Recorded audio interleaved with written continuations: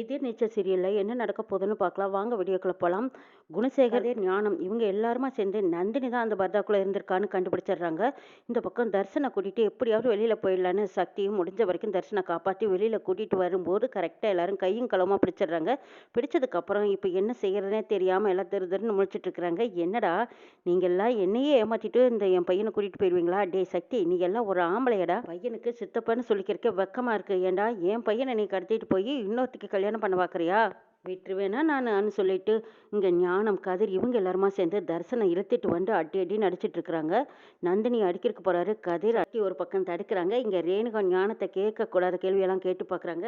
ஏய்யா, நீ எல்லாம் ஒரு மனுஷனா? விருப்பமே இல்லாத பையனுக்கு இப்படி ஒரு கல்யாணத்தை பண்ணி வைக்கிறியே, மனுஷங்கள ஐயா நீங்கள் எல்லாரும் கேட்குறாங்க. என்னதான் கேட்டாலும் அவங்களுக்கெல்லாம் ரோசமோ உரப்போ எதுவுமே கிடையாது. ஏய், மரியாதையாக எல்லாரும் வெளியில் போயிருங்க, என் பையனுக்கு எப்படி கல்யாணம் பண்ணி வைக்கணும்னு எனக்கு தெரியும்னு சொல்லிட்டு குணசேகர், எல்லாரும் போங்கப்பா உள்ளே போங்க, இவங்க மட்டும் வெளியில் போகட்டும். டே தர்ஷா, இழுத்துக்கிட்டு வாங்கடா அந்த தர்ஷனை, என்னையே ஏமாற்றிட்டு போக பார்த்தனால இவனை சும்மா விடக்கூடாதுன்னு சொல்லி செவனையும் அடிக்கிறாரு இந்த குணசேகர். நந்தினி, ரேணுகா, சக்தி 3 பேருமா வெடிய வெடிய காத்திருந்து இவ்வளவு தூரம் கஷ்டப்பட்டு தர்ஷனை வெளியில் கூட்டிகிட்டு வந்து கேட்டுக்கு வெளியில் கூட்டிகிட்டு போக முடியாமல் போச்சு. கேட்டுக்கு வெளியில் மட்டும் போயிருந்தா நம்ம நினச்ச மாதிரி எப்படியாவது பார்கவியோட சேர்த்து வைக்கிறதுக்கு நம்ம மண்டபத்தை விட்டு என்ன இந்த ஊரை விட்டு எப்படியாவது தொலைஞ்சு போயிருந்துருக்கலாம். ஆனால் அதுக்கும் வழி இல்லாமல் போச்சு. இப்போ இந்த இடத்துலையே வாசல் வச்சு கண்டுபிடிச்சிட்டானுங்களே, இப்போ என்ன சக்தி பண்ணுறது? நான் என்னதான் வேஷம் போட்டு நம்ம காப்பாற்றணும்னு நினச்சாலும் இந்த முரடங்கிட்ட இருந்து நம்மளால தப்பிக்க முடியலையேங்கிறாங்க நந்தினி.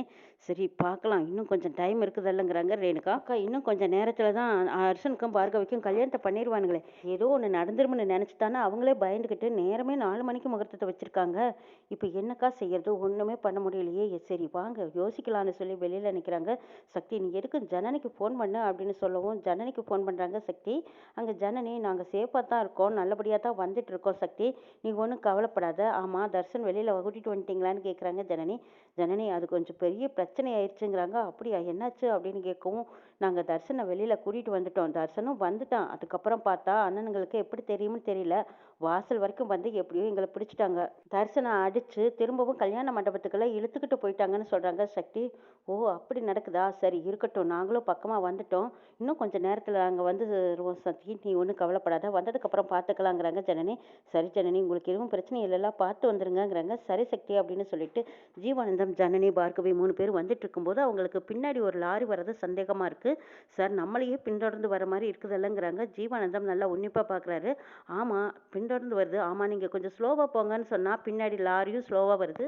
ஜனனி, நீங்கள் சந்தேகப்பட்டது சரியாக தான் போச்சு, அவங்க நம்மளை தான் ஃபாலோ பண்ணி வராங்கங்கிறாங்க. என்ன சார் இது, நம்ம திருமண இடமெல்லாம் நம்மளுக்கு பின்னாடி இத்தனை ஆளுங்களை அனுப்பிச்சிருக்காங்களே, நம்ம எப்படி தான் சமாளிக்கிறதுங்கிறாங்க ஜனனி. ஜனனி, நம்மளை கொல்லணுங்கிறது அவங்களோட திட்டம், அதனால தான் இப்படி ஆளுங்களை அனுப்பிச்சி வச்சு நம்மளை பயப்படுத்திட்டு இருக்காங்க. நீங்கள் ஒன்றும் கவலைப்படாதீங்க, கொஞ்சம் ஸ்லோ பண்ணுங்கள், அப்புறம் கொஞ்சம் ஸ்பீட் பண்ணுங்கள், ஹைவேக்கு போயிட்டோம்னா நம்ம பாட்டுக்கு போய்கிட்டே இருக்கலாம், அதுக்கு பின்னாடி இந்த லாரி வருதான்னு நம்ம பார்த்துக்கலாம், அது தெரிஞ்சுக்கிட்டோம்னா அதுக்கப்புறம் அதுக்கேற்ற மாதிரி நம்ம கிராஸ் பண்ணிக்கலாங்கிறாங்க ஜீவானந்தம். ஜீவானந்தம் சொல்ல சொல்ல ஜனனியும் காரை ஸ்பீடாக போகிறாங்க, அதுக்கப்புறம் ஸ்லோ பண்ணுறாங்க. இந்த மாதிரி போய்கிட்டே இருக்கும்போது லாரியும் அதுக்கேற்ற மாதிரி முள்ள வர்றாங்க, அதுக்கப்புறம் ஸ்பீடாக வர்றாங்க. சார், சந்தேகமே இல்லை, நம்மளை அடித்து தூக்குறதுக்கு தான் பின்னாடி இந்த லாரி வந்துட்டு இருக்குதுங்கிறாங்க ஜனனி. ஆமாம் ஜனனி, அதுக்கேற்ற மாதிரி நம்ம கொஞ்சம் ஸ்பீடாக போய் கிராஸ் பண்ணிக்கோங்க, யூட்டன் போடுங்க, அந்த பக்கமாக போயிடலாங்கிறாங்க. பின்னாடி வந்த லாரிக்காரரும் இந்த பக்கம் போய்கிட்டு இருக்கிற ஜனனியோட காரை ஃபாலோ பண்ணிக்கிட்டே கொஞ்சம் ஸ்பீடாக வராங்க, கொஞ்சம் முள்ள வராங்க. இப்படி வர்றதுனால ஜனனி என்ன பண்ணுறதுன்னு தெரியாமல் தவிச்சிட்டு இருக்காங்க. நீங்கள் ஒன்றும் கவலைப்படாதீங்க ஜனனி, பயப்படாதீங்க, தைரியமாக போய்கிட்டே இருங்கன்னு தைரியம் சொல்லிட்டு வராங்க ஜெயவானதம். மண்டபத்தில் இவங்க 3 பேரும் வெளியில் நிற்கிறாங்க. என்ன பண்ணுறதுனே புரியல. இந்த பக்கமாக அறிவுக்கரசிக்கு ஒரு பயம் வந்துருச்சு. எங்கே அந்த ஹேக்கர் மூலமாக நம்மளுக்கு ஏதாவது பிரச்சனை வந்துடுமோ அப்படின்னு நினச்சிக்கிட்டு, கல்யாணத்தை கொஞ்சம் சீக்கிரமாக முடிச்சிட்டா நல்லது, நம்ம 4 மணிக்கெல்லாம் முகூர்த்தத்தை வச்சிடலாமாம்மா, இதுக்கப்புறமா நீங்கள் தள்ளி வைக்காதீங்கன்னு சொல்கிறாங்க அறிவுக்கரசி. என்னம்மா பேச்சு பேசிகிட்டு இருக்க? சக்தி பையன் கேட்டானே, அவனுக்கு பயந்துக்கிட்டு 4 மணிக்கு முகூர்த்தம் வச்சேன்னு. ஏன் அந்த குள்ளச்சியோட கேட்டாலே, இந்த மாதிரியெல்லாம் நான் ஒருத்தனுக்கு பயந்துக்கிட்டு என் பையனுக்கு கல்யாணம் பண்ண வேண்டிய அவசியம் கிடையாது, குறித்த நேரத்தில் தான் கல்யாணம் நடக்கும், ஐயர் வரட்டும், ஐயர் வந்ததையும் கல்யாணத்தை வச்சிருவோங்கிறாங்க. இதுக்கப்புறம் அறிவுக்கரசி, இல்லைம்மாமா, முகூர்த்தத்துக்கு இன்னும் கொஞ்சம் நேரம் தான் இருக்குது, சீக்கிரமாக நம்ம முகூர்த்தத்தை முடிச்சிட்டா ரொம்பவே நல்லதுங்கிறாங்க அறிவுக்கரசி. இது கேட்ட குணசேகர் பிடிவாதமாக, இல்லை இல்லை அப்படியெல்லாம் செய்ய முடியாது, ஒழுங்கு மரியாதையா பொம்பளைங்க இதில் தலையிடாமல் பேசாமல் அமைதியாக நிற்கணும், ஆம்பளைங்க நாங்கள் என்ன முடிவு எடுக்கிறோமோ அதுதான் சரியாக இருக்கும், அப்போ சொன்ன 4 மணிக்குன்னு சொன்னதுனால தானே இந்த சக்தி பையன் ஏன் இவன் பொண்டாட்டி அவன் பொண்டாட்டி எல்லாருமா சேர்ந்து நம்ம எல்லாத்தையும் ஏமாத்திட்டு தர்சனை இழுத்துக்கிட்டு நம்மளுக்கே கம்பி நீட்டிட்டு போக பார்த்தாங்க பாத்தியா? கண்டுபிடிச்சிட்டோமல்ல. நாமளும் அந்த குறிச்ச நேரத்தை நம்ம எதிர்பார்த்துட்டு இருந்தோம் தான் நிச்சயமா தர்சனை இழுத்துட்டு போயிருப்பாங்க. முகூர்த்த நேரத்தை மாற்றி வச்சதுனால தான் அவங்க எல்லாத்தையும் கையும் களவுமா பிடிக்க முடிஞ்சது.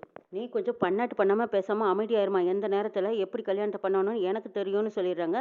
அங்கே விசாலாட்சி என்னப்பா இது முகூர்த்த நேரத்தை மாற்றி வச்சியா இவ என்ன உளறிக்கிட்டு இருக்கிறான்னு விசாலாட்சி கேட்கவும் ஆமாம்மா 4 மணிக்குன்னு தான் சொன்னேன். அதுக்கப்புறம் தான் நடக்கக்கூடாத கூட்டெல்லாம் நடந்ததேங்கிறாங்க. என்னப்பா சொல்கிற என்ன நடந்தது? நீ ஏன் இப்படி வெடிய வரைக்கும் கோந்துக்கிட்டே இருந்தியா? நீ தூங்கவே இல்லையா? ஒரு நிமிஷம் கூட நீ கண் சிமிட்டு தூங்கலையா என்ன அப்படின்னு கேட்குறாங்க விசாலாட்சி. ஆமாம் மாமா எங்கே தூங்குனாரு? வெடிய காவலெல்லாம் காத்துக்கிட்டு இருந்தாரு. அத்தை இதில் இன்னொரு முக்கியமான விஷயம் என்ன தெரியுமா? அந்த பர்தாக்குள்ளே இருந்தது ஆயிஷான்னு. அது ஆயிஷா கிடையாது நந்தினி அக்காங்கிறாங்க. இதை கேட்டது என்னப்பா சொல்கிற? நம்ம கதிர் பொண்டாட்டி நந்தினியா முக்காடு போட்டுக்கிட்டு இருந்தா பையன் கல்யாணத்துல எப்படி முக்காடு போட்டுக்கிட்டு வந்து நின்று இருக்கிறா பாரு. இந்த அநியாயம் எங்கேயுமே நடந்திருக்காதப்பா. என்னம்மா கூட்டடிச்சிருக்காளுக இது தெரியாம போச்சேங்கிறாங்க விசாலாட்சி. ஆமாம்மா அந்த குள்ளச்சி நெட்டச்சி குட்டச்சி இவங்க எல்லாத்தையும் வெளியில நிக்க சொன்னா நீ தான் உள்ள கூப்பிட்ட. என்ன நடந்துட போகுதுன்னு சொன்னையில்ல. ஆனா என்னெல்லாம் பண்ணியிருக்காளுக பாரு. இவளுக்கு பண்ற கூத்து கொஞ்சம் நஞ்சம் இல்லம்மா. அண்ணனும் நாங்களும் பார்க்க வரைக்கும் பார்த்தோம். நாங்க கொஞ்சம் அசந்திருந்தா இந்நேரம் தரிசனம் இழுத்துக்கிட்டே போயிருப்பாளுக. நல்ல வேலை உஷாரா இருந்ததுனால கையும் களவுமா பிடிச்சிட்டோம். எங்களையும் ஏமாத்திட்டு பின்வழியில தர்சனியெல்லாம் இழுத்துக்கிட்டு போய் அந்த பார்கவிக்கு கல்யாணம் பண்ண வைக்க போறாளுக. இப்படிப்பட்ட பொம்பளைகளை நடுவால கூட்டிட்டு வந்து குந்த வைக்க சொன்ன நீ தான் சொன்ன. ஆனா இப்ப பாரு என்னெல்லாம் நடந்திருக்குதுன்னு ஞானம் சொல்றாங்க. எப்பா இப்படியெல்லாம் நடக்கும்னு நான் என்ன கனவா கண்டேங்கிறாங்க. அப்ப அறிவுக்கரசி வந்து இதை பாருங்க மாமா நீங்க நேரத்தை மாத்தி மாத்தி வைக்கிறது சரியில்லை. சரி வச்சதே வச்சாச்சு. அதெல்லாம் சீக்கிரமா முகூர்த்தத்தை முடிச்சிடலான்னு சொல்லிட்டு இருக்காங்க. ஏமா ஏன் இப்படி பறக்கிற? இன்னும் ஐயர் வந்து தானே ஆகணும். யார் வந்தோ வரலைனாலும் ஐயர் நேரமே ஆளுமே வர்றது இல்லையா? எப்ப ஞானம் சீக்கிரமா ஐயருக்கு போன போட்டு சீக்கிரம் வர சொல்லுப்பாங்கிறாங்க விஷாலாட்சி. அம்மா ஐயர் கரெக்டான நேரத்துல வந்துருவாங்கம்மா நீங்க ஒன்றும் கவலைப்படாதீங்கிறாங்க. அடப்போடா மணமேடையில் ஐயர் வந்து அவர் செய்ய வேண்டிய வேலைகள் எல்லாம் நேரமே வந்து செய்யணுமில்ல. எந்த சடங்கும் விட்டு போயிடக்கூடாதுப்பா. நம்ம பையன் நல்லா இருக்கணும்னா நிறுத்தி நிதானமாக மந்திரமெல்லாம் ஓதணும். ஐயரை காலை முன்னமே கூட்டிகிட்டு வாங்க. ஐயர் வந்ததுக்கு அப்புறம் தானே பொண்ணும் அப்படியே தயாராகி மேடைக்கு வருவாங்கங்கிறாங்க விஷாலாட்சி. இதை கேட்ட ஞானம் குணசேகர் இவங்க எல்லாரும் அதெல்லாம் சரிதாம்மா. அதுக்குள்ளே இன்னைக்கு என்னெல்லாம் கூத்து நடக்க போகுதோ தெரியலையே அப்படின்னு போனையே பார்த்துட்டு இருக்காங்க. ஆமாம் நீ எப்போ போனையே பார்த்துட்டு இருக்கேங்கிறாங்க. அது ஒன்றும் இல்லைம்மா ஒரு ஃபோன் வரும் அதுதான் எதிர்பார்த்துட்டு இருக்கேன். இன்னும் வரலையேன்னு எனக்கு கஷ்டமாக இருக்குது. என்னென்ன சொல்கிறீங்க? இன்னும் ஃபோனுமே வரலையா அப்படின்னு கதிர் கேட்குறாங்க. ஆமாண்டா எந்த சம்பவம் நடக்கல போல இருக்குது. அதனால தான் இன்னும் எனக்கு ஃபோன் பண்ணாத இருக்கானுங்கிறாங்க. எதுப்பா என்னப்பா சம்பவம் நடக்கணும்? இப்போ எதுக்கு யார் உனக்கு ஃபோன் பண்ணுவான்னு விசாலாட்சி அப்படியே விவரமாக கேட்குறாங்க. அம்மா அதெல்லாம் ஒன்றும் இல்லைம்மா சொந்தக்காரங்க எல்லாரும் நம்ம கல்யாணத்துக்கு வருவாங்கல்ல அது வரும்போது ஃபோன் பண்ணிட்டு வரேன்னு சொல்லியிருக்காங்க.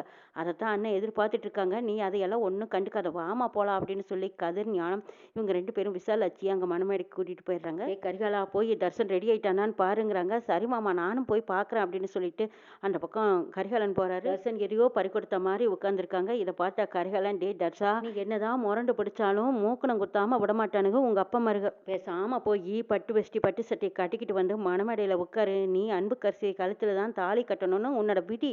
இது யாராலுமே மாற்ற முடியாதுடா அப்படின்னு கரிகாலன் சொல்லிட்டு இருக்கும்போது அப்படியே தர்ஷனுக்கு வருதே கோவம். கரிகாலனை பார்த்து முறைக்கிறாங்க. என்னை பார்த்து முறைச்சல்ல ஒரு பிரயோஜனம் இல்லை. இன்னும் கொஞ்ச நேரத்தில் நீ கல்யாணம் மாப்பிள்ளைடா கலையோட வான்னு கூப்பிடுறாங்க கரிகாலன். நந்தினி ரேணுகா சக்தி 3 பேருமா நின்றுட்டு இருக்காங்க. அப்போ ரேணுகா சொல்றாங்க என்ன விடிய வரைக்கும் இன்னும் எவ்வளவு நேரம் தான் காத்திருக்கிறதுங்கிறாங்க. அக்கா எங்க சித்தியோட வீடு பக்கத்துல தான் இருக்கு. நாமளும் போய் குளிச்சுட்டு ட்ரெஸ் எல்லாம் மாத்திட்டு வந்துருக்கலாம்க்கா. காலையிலேருந்து ரொம்பவே அல்லாடியாச்சு கச்சன்னு இருக்கு. நம்ம போய் இருந்து வந்துடலாமா அப்படின்னு ரேணுகாவும் நந்தினியும் பக்கத்து வீட்டில் போய் குளிச்சுட்டு ட்ரெஸ் எல்லாம் மாற்றிட்டு வந்து நிற்கிறாங்க. இங்கே சக்தி நீ எங்கேயுமே போகலை. நீயும் வீட்டுக்கு போய் துணியெல்லாம் மாற்றிக்கிட்டு வந்திருப்பா. அப்புறம் ஜனனி ஃபோன் பண்ணானா நம்ம என்ன ஏதுன்னு அதுக்கேற்ற மாதிரி தயாராகிக்கலாம். சரி நீ எதுக்கும் ஒரு தடவை ஜனனிக்கு ஃபோன் பண்ணுங்கிறாங்க. ஜனனிக்கு ஃபோன் பண்ணனா ஜனனி அங்கே சேஃபாக தான் வந்துட்டுருக்கோம் சக்தி நீ ஒன்றும் கவலைப்படாத. நாங்கள் இன்னும் கொஞ்சம் நேரத்தில் அந்த இடத்துக்கு ரீச் ஆயிடுவோங்கிறாங்க. இதை கேட்ட சக்தி ரொம்ப சந்தோஷமாடா சாமி நல்ல வேலை இவங்களுக்கு எந்த ஒரு ஆபத்தும் இல்லை. ஆனால் இவ்வளவு நேரம் தாமதமாக வர்றதுனால ஒரு வேளை ஜனனி பார்கவி ஜீவானந்தம் இவங்கெல்லாம் உயிரோடு இருக்கிற விஷயம் தெரிஞ்சுதான் இவர் இந்த மாதிரி முகூர்த்தத்தை மாற்றி வச்சிருப்பாரா? அவங்க உயிரோடு இருக்கிற விஷயம் இவருக்கு தெரிஞ்சிருக்குமா அப்படின்னு கேட்குறாங்க ரேணுகா. தெரிஞ்சிருக்கிறதுக்கு வாய்ப்பு இருக்கு. ஆனால் இவங்களுக்கு தெரிஞ்சிருந்தா நிச்சயமா புலிகேசி போலீஸ் இவங்க எல்லாத்துக்கும் தெரிஞ்சிருக்கணுமே. இப்போ என்ன செய்யறது? அவங்களுக்கெல்லாம் தெரிஞ்சிருந்தா 4ஆம் முறையும் இவங்களுக்கு பிரச்சனை இவ்வளோ கொடுப்பாங்கிறாங்க. ஜீவானந்தம் பார்கவி 2 பேரும் செத்துட்டாங்கிற விஷயம் புலிகேசி தானே வெளியில விளம்பரப்படுத்தியிருக்கான். ஒருவேளை நம்ம கொற்றவை மேடத்தை கேட்டு பார்க்கலாமா? நிச்சயமா அவங்களுக்கும் தெரிஞ்சிருக்க வாய்ப்பு இருக்கு. அவங்க எல்லாம் என்ன முடிவுல தான் இருக்காங்க. ஜீவானந்தம், பார்கவி உயிரோடு இருக்காங்களா இல்லை செத்துட்டாங்களாங்கிற விஷயம் அவங்களுக்கு தெளிவாக தெரிஞ்சிருக்க வாய்ப்பு இருக்குது. நம்ம அவங்க கிட்ட வேணா ஒரு ஐடியா கேட்டு பார்க்கலாம். தர்ஷனோட கல்யாணத்தை நிறுத்தறக்கும் ஏதாவது ஏற்பாடு செஞ்சு கொடுப்பாங்களான்னு பார்க்கலாம். சக்தி, நீ அவங்களுக்கு ஒரு ஃபோனு போடுங்கிறாங்க. ஸ்பீக்கரில் போட்டு சக்தி கொற்றவை மேடத்துக்கிட்ட பேசுகிறாங்க. மேடம், தர்ஷனுக்கு விருப்பமே இல்லாத இந்த கல்யாணம் நடந்துட்டு இருக்கு. எங்கள் அண்ணி ஹாஸ்பிட்டலில் இருக்கிறாங்க. அவனுக்கு பிடிச்ச பொண்ணோட கல்யாணத்தை பண்ணி வைக்கலான்னு நாங்களும் எவ்வளவோ முயற்சி பண்ணணும். ஆனால் எங்களையும் இப்படி வெளியில் விரட்டி விட்டுட்டு தர்ஷனை உள்ளே இழுத்துட்டு போயிட்டு வழி கட்டாயமாக கல்யாணத்தை பண்ண தயாராக இருக்காங்க. இப்போ நாங்கள் என்ன செய்கிறதுன்னு தெரியல. பார்கவி ஜீவானந்தா பற்றி உங்களுக்கு ஏதாவது தகவல் கிடைச்சதாங்கிறாங்க. எங்களுக்கு கிடைச்ச நியூஸ் வரைக்கும் ஜீவானந்தம் பார்கவி சுட்டு கொன்னாச்சு. அடுத்தது உடலை தேடிக்கிட்டு இருக்கோம். கிடைச்சதும் நாங்கள் இன்ஃபார்ம் பண்ணியிருக்கோம் அப்படின்னு சொல்லியிருக்காங்களே தவிர இன்னும் அவங்கள கண்டுபிடிக்கல. அவங்க இறந்ததுக்கான தடயமோ ஆதாரமோ எதுவுமே கிடையாதுன்னு சொல்கிறாங்க கொற்றவை. அப்பாடா, எப்படியோ போலீஸ் டிபார்ட்மெண்ட்டுக்கு தெரியல. ஒருவேளை அவங்களுக்கு தெரிஞ்சால் நிச்சயமாக அவங்களும் பின்தொடர்ந்து துரத்துறதுக்கு வாய்ப்பு இருக்குது. அவங்களுக்கு தெரியாத வரைக்கும் நல்லதுன்னு நினைக்கிறாங்க ரேணுகா. இப்போ என்ன செய்கிறது? இந்த அரக்க கூட்டம் அராஜகம் பண்ணிட்டு இருக்காங்க. தர்சனை உள்ளே இழுத்துட்டு போயிட்டாங்க. வலுக்கட்டாயமாக அந்த பொண்ணுக்கும் இவனுக்கும் கல்யாணத்தை பண்ணி வைக்க போகிறாங்க. இது எப்படியாவது தடுத்து நிறுத்த நீங்கள் வர முடியுமான்னு கேட்குறாங்க. இங்கே பாருங்கள், ஒருவேளை நாங்கள் போலீஸ் டீமே எல்லாரும் வந்தாலும் தர்சன் அவங்க மிரட்டி வச்சு இல்லை இந்த கல்யாணத்தில் எனக்கு இஷ்டம்தான் அப்படின்னு தர்சன் சொல்லிட்டானா அதுக்கப்புறம் நாங்கள் அப்படியே வந்தாலும் அவங்க கேஸை திருப்பி விட்டுருவாங்க. அதுக்கப்புறம் எங்களோட பேச்சு எதுவுமே எடுபடாமல் போயிடும், பலன் இல்லை அப்படின்னு சொல்லிடுறாங்க கொற்றவை.